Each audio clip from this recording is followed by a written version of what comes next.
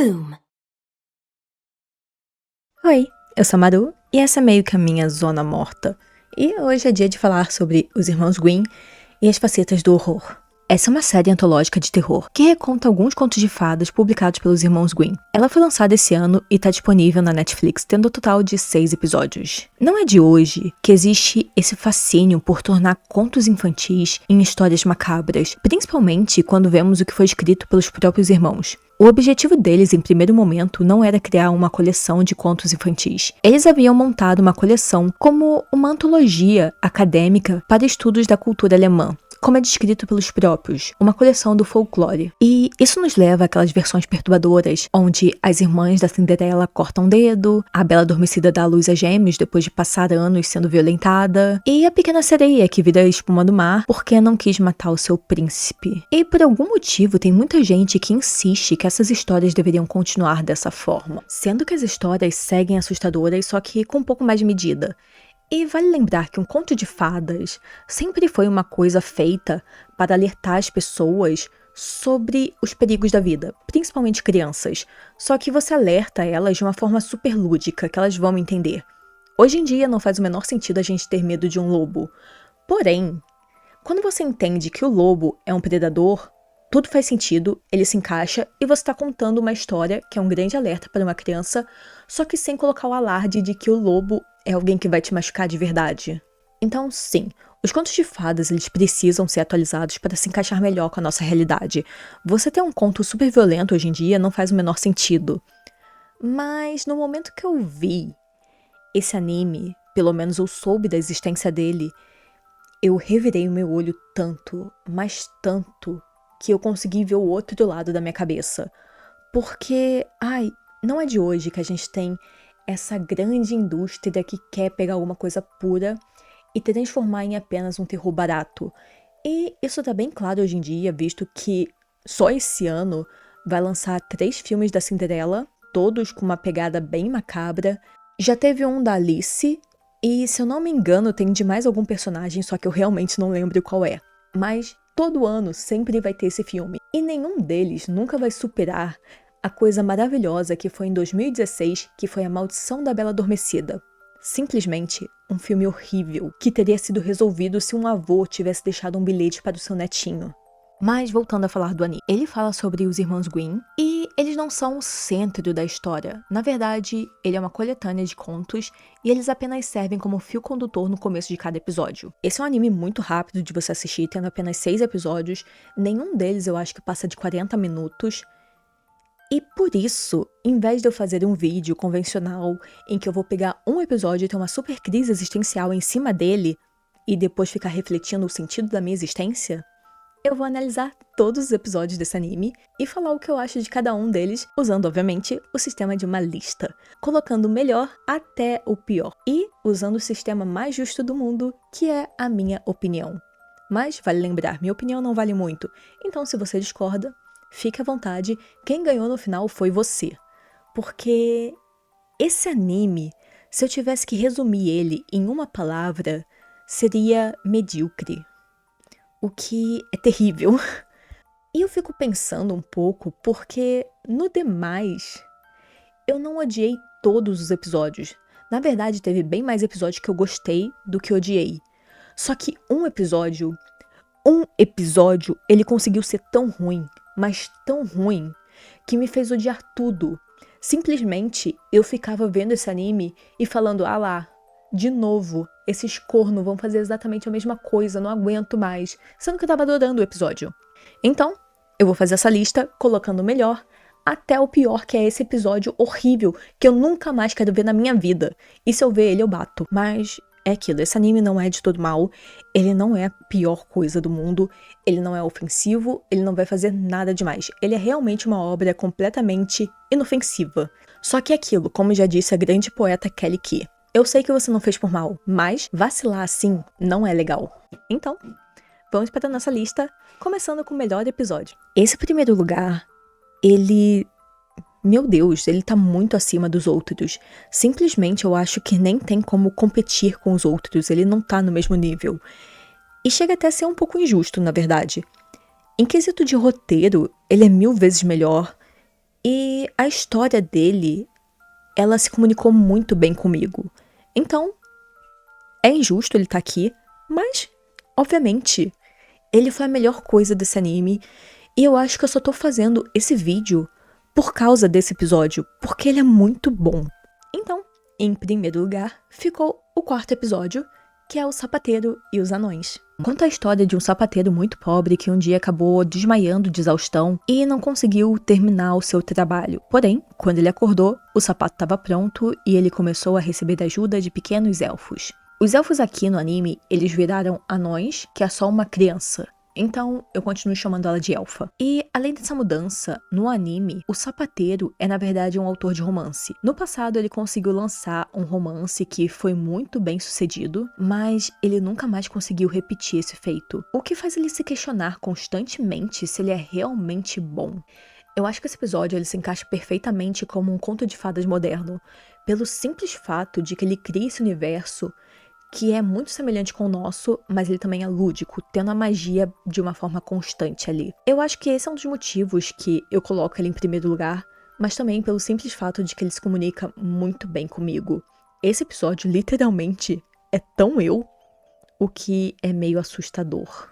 Na história, a gente acompanha o autor N. Ele tá tentando terminar um novo romance, mas nunca consegue, e todo mundo acha bem qualquer coisa. Então, em uma noite, ele acaba ficando muito bêbado e encontra uma garotinha que é uma elfa e questiona ele sobre a sua escrita. Na manhã seguinte, quando ele acorda, ele encontra um conto sobre a sua mesa. Ele manda para o editor e ele fica super feliz falando que finalmente N voltou a escrever como no começo da sua carreira. Porém, o autor não reconhece aquelas páginas. Ao mesmo tempo que ele se reconhece, ele não se reconhece. É sufocante, é assustador, porque ao mesmo tempo que ele acha que escreveu aquilo, ele tem certeza que não escreveu aquilo. N, então, termina o livro que ele estava tentando escrever no começo, porém seu editor acha que é um material medíocre e nem acredita que foi o autor quem escreveu aquilo. Ele fica bêbado de novo e na manhã seguinte acaba entregando mais um romance. O autor, então, chega em uma posição muito confortável e percebe que o livro que ele estava tentando escrever no começo não importa mais, e acaba o deixando de lado. Ele se torna uma pessoa gananciosa e completamente arrogante, o que faz a pequena elfa ficar desapontada. Temos um final completamente melancólico, onde o autor atinge seu ápice, mas acaba morrendo sozinho. Isso depois de ter uma visão de como a sua vida teria sido se ele tivesse sido ele mesmo. Esse episódio ele é muito delicado pra mim, porque ele anda de mãos dadas com toda a história da arte.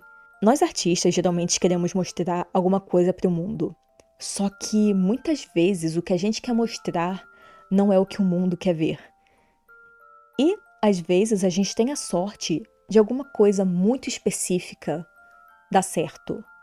Então, resta a gente abraçar essa coisa e viver a partir disso, mesmo que isso não seja a gente, ou continuar se esforçando naquilo que você ama e morrer sem nenhum reconhecimento, o que é muito complicado. Aqui na história, a gente tem o N, que no passado conseguiu pegar alguma coisa que ele gosta e mostrar para o mundo e foi aceito. Porém, depois disso, ele estava fazendo exatamente a mesma coisa, só que todo mundo via apenas como medíocre, porque não chamava mais atenção. Foi apenas uma vez que deu certo, não significa que vai dar certo de novo. Então, ele encontra a elfa, que ajuda ele a publicar alguma coisa, para dar um ânimo para ele.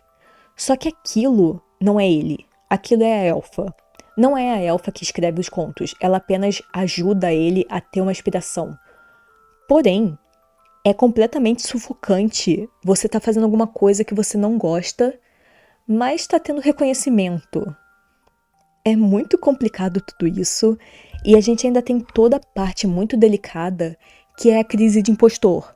O N, ele escreveu todas aquelas histórias, mas ele não acredita que foi ele, porque ele já tá tão acostumado com o não, que quando ele faz alguma coisa boa, simplesmente ele não acredita que foi ele, e ele começa a se questionar se foi a elfa, ou se ele plagiou alguém. Então eu acho essa história muito boa, e muito superior às outras, por esse pequeno detalhe, que ela tem esse questionamento muito constante hoje em dia. A gente vê pessoas que simplesmente não fazem coisas que gostam porque elas sabem que não vai dar certo. e acabam fazendo uma coisa mais fácil, uma coisa mais simples, porque elas sabem que é isso que o mundo quer ver. É um conto de fadas que faz um questionamento muito bom à nossa realidade hoje em dia. Por isso é perfeito, além de que se comunica 100% comigo, eu sou 100% o N. E eu também gosto muito do final. O final trágico sempre me conquista. Você ser essa pessoa que chegou no topo, mas sem fazer uma coisa que você gosta. Então, a sua marca, ela é apenas descartável. O N, ele teve tudo, porém, antes de morrer, ele tem aquela visão de como teria sido a sua vida se ele tivesse continuado sendo ele. O que é bem depressivo, porque ele apenas vai morrer sozinho e a sua própria obra vai ser esquecida, visto que quando o jornal anuncia a morte dele, ninguém realmente se importa. As pessoas gostavam dele, mas não o suficiente para se lembrarem dele. Então, por isso, esse episódio tá em primeiro lugar, e não importa o que vocês falem, nada vai me tirar da cabeça que esse episódio é perfeito. Mas em segundo lugar, fica o primeiro episódio, que é o da Cinderela. O primeiro ponto positivo é que a história se passa no Japão, o que faz muito sentido, porque os primeiros registros dessa história vieram da Ásia, mas com o passar dos anos fomos tendo essa ideia mais europeia. Mas se eu usar o mesmo critério do primeiro lugar, que é isso aqui se parece com um conto de fadas, ele vai estar em um lugar alto? Não. Esse episódio não se parece nada com um conto de fadas, mas ele acabou estreando uma nova categoria na minha lista, que foi o meu Deus, isso daqui parece um episódio de Assim Dizia Roha Kishibe. Como isso aqui parece um grande episódio de Jojo, obviamente que ele tá em segundo lugar. Porque eu gosto de Jojo, então sim, manipulação na minha lista.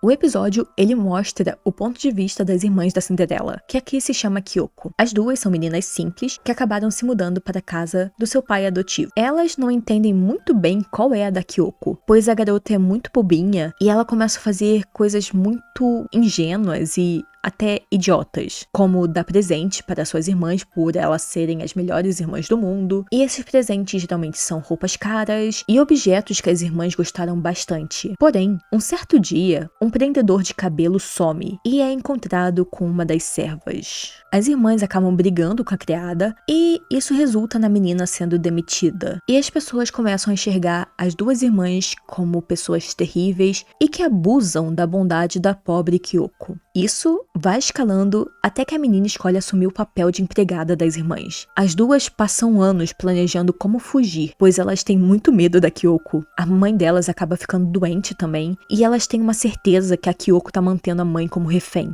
Um certo dia, elas recebem um convite para ir num baile, e é o momento delas de fugir. Só que nesse baile, a Kyoko aparece e, mais uma vez, elas são pessoas horríveis no ponto de vista de todo mundo. Então, as meninas apenas vão embora. Só que quando elas voltam para casa, descobrem que a sua mãe tá morta. Todo mundo passa a mão na cabeça da Kyoko, afinal, ela é só uma menina fofa que é torturada pelas suas irmãs malignas. Esse episódio, eu consigo ver ele perfeitamente no anime do Rohan.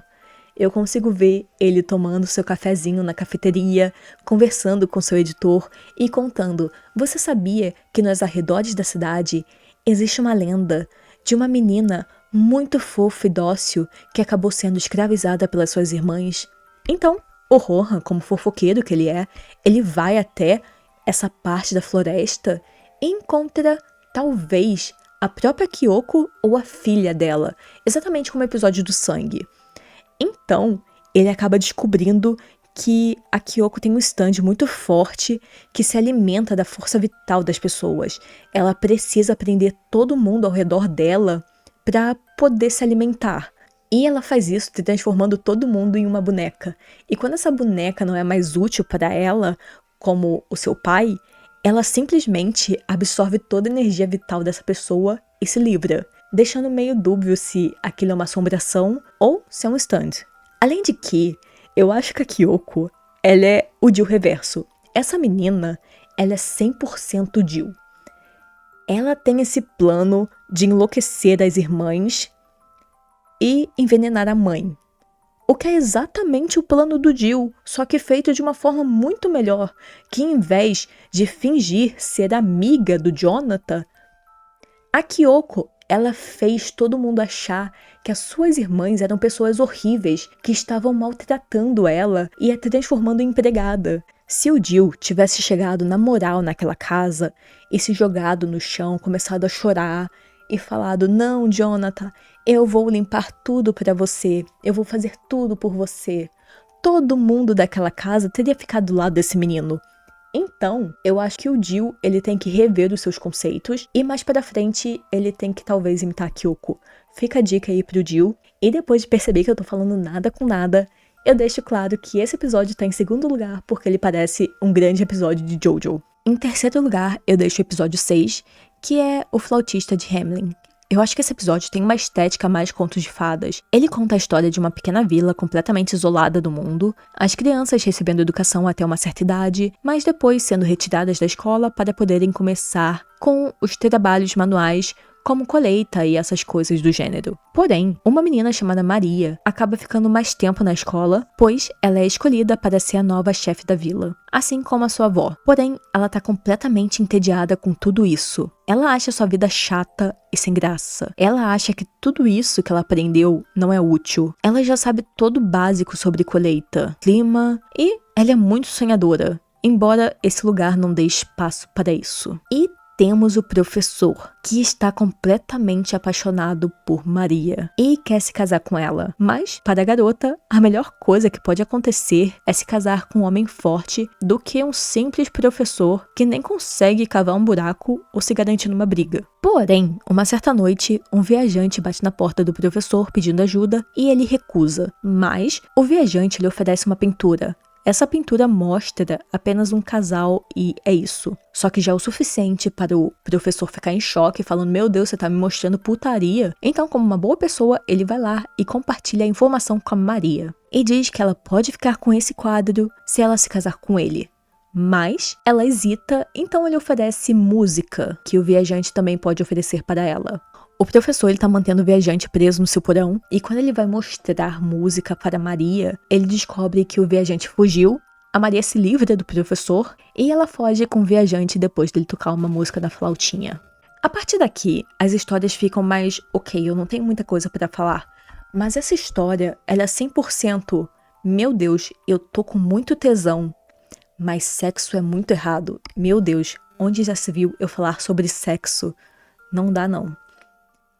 Essa história ela é muito ok, ela é um conto de fadas bem normal. Eu consigo imaginar essa história aparecendo, sei lá, num canal infantil do YouTube, só que de uma forma mais censurada. Então eu acho que ela é bem ok, não tem muito o que falar. Eu gostei dela, achei o final muito bonito, muito fofo a Maria fugindo.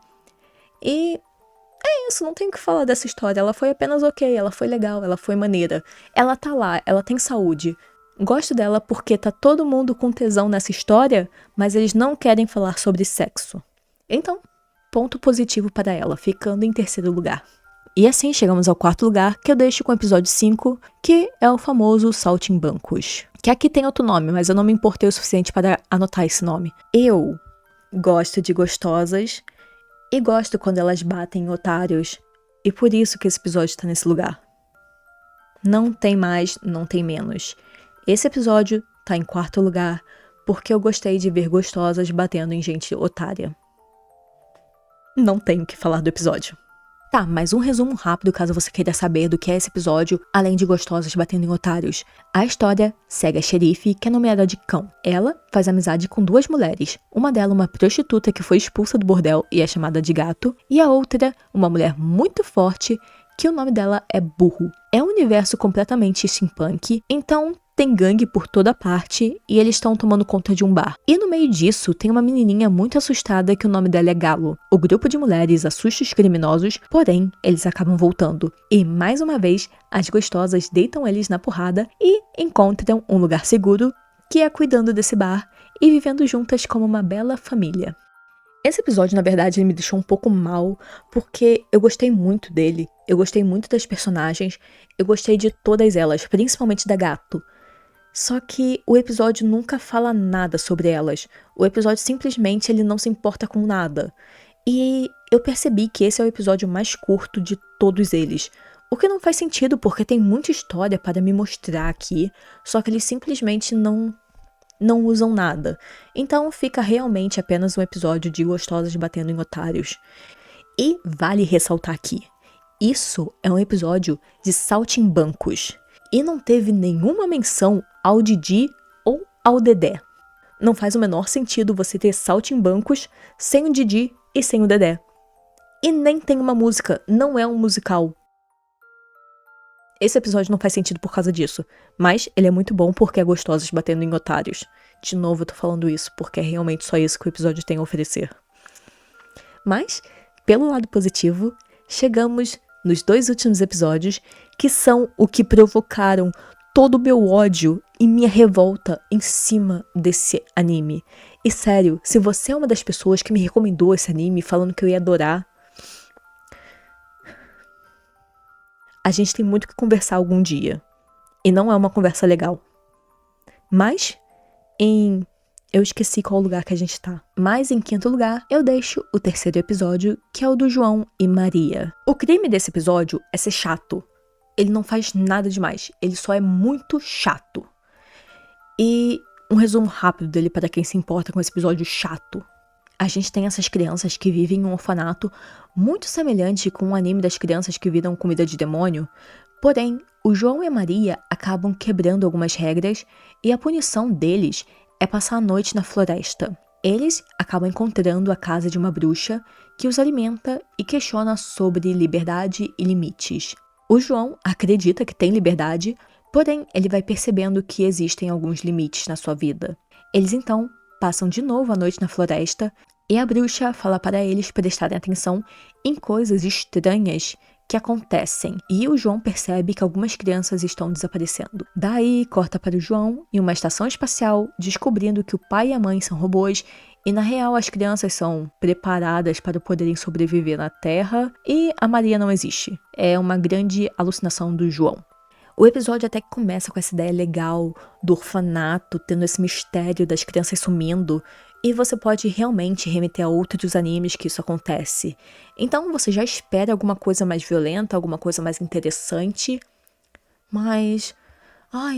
é tão chato tudo, todas as escolhas, todos os personagens, e sem contar a grande reviravolta de que a Maria não existe, tava óbvio desde o primeiro momento, porque os olhos dessa arrombada são diferentes de todos os personagens. Esse episódio ele não é de todo ruim. O crime dele é apenas ser um episódio chato e que nada acontece. O final, as crianças estão sendo preparadas para viver na Terra.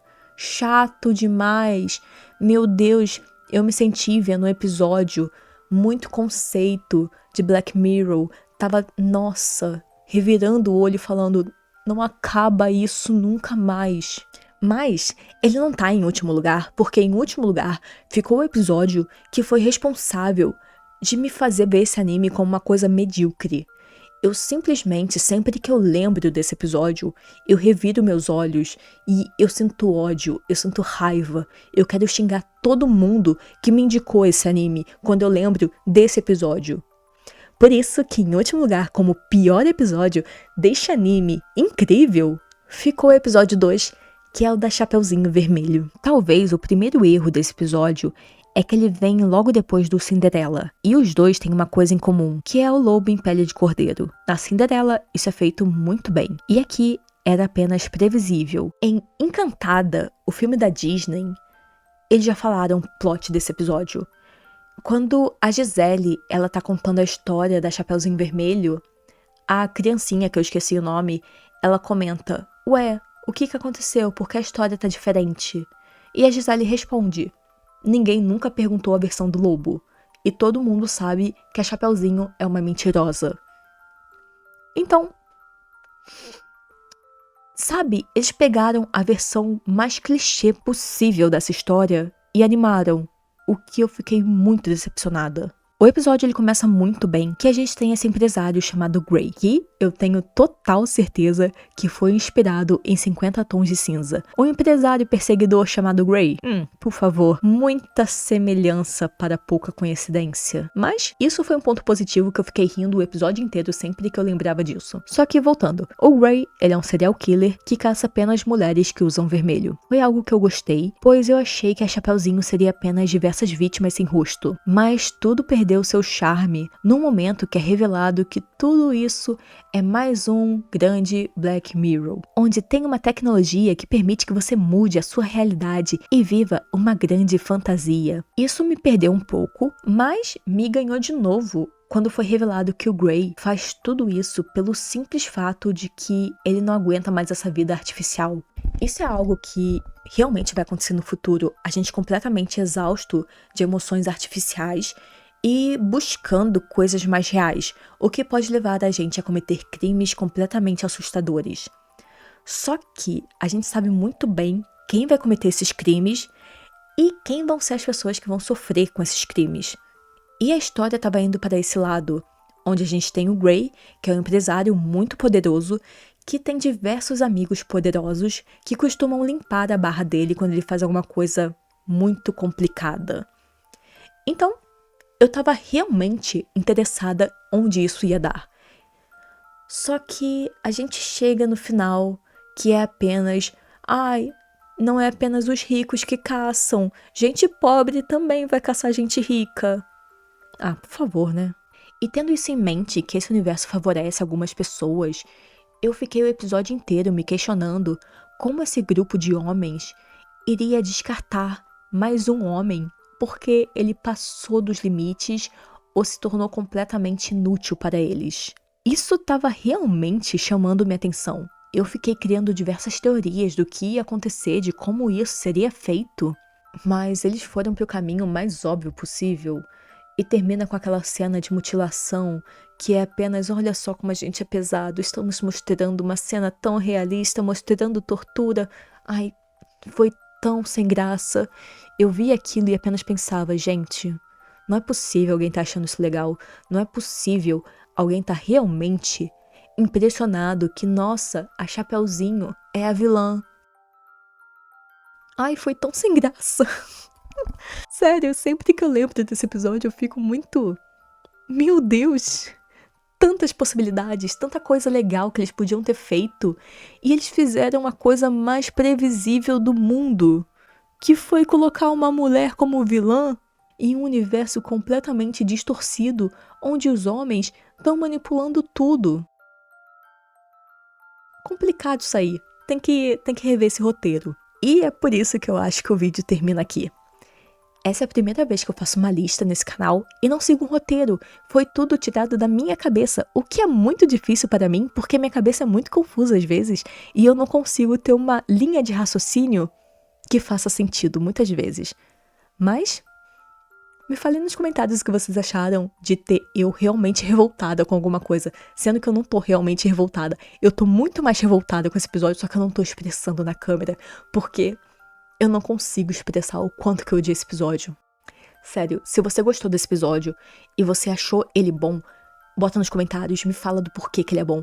Eu preciso saber por que esse episódio é bom. Eu não aceito que eu achei ele tão ruim assim. Eu tenho certeza que eu não entendi. Eu tenho certeza que eu achei ruim porque eu não tenho repertório. Alguma coisa assim. Então, por favor, me fala o que você achou e do porquê que ele é bom. Mas, eu acho que é isso por hoje. Desse anime completamente complicado que vocês me indicaram. Eu quero bater em todo mundo que me indicou esse anime. Por isso, até!